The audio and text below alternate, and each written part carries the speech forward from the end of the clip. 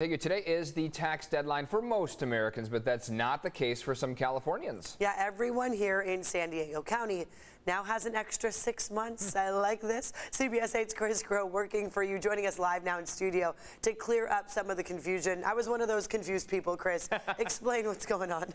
Yeah, look, well, the good news is that if there is any confusion and you went ahead and filed early, then that's a good thing. But for those of you that maybe like to play it a little bit close to the vest, maybe haven't done their homework so far, a bit of good news here today. The deadline to file and pay your taxes, it's October 16th.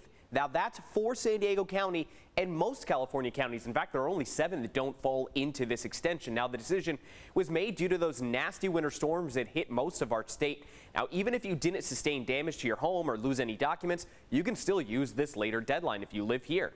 It's up to you entirely when you want to file between now and October 16th.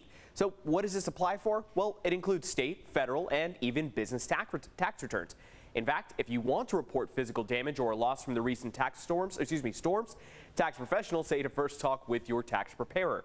Then you can go to the IRS website and click under the disaster relief tab, find that emergency section, and use that for guidance. Now, we spoke with certified financial planner Casey Broach, and Broach says that if you're expecting a return, there really isn't any sense in waiting till October.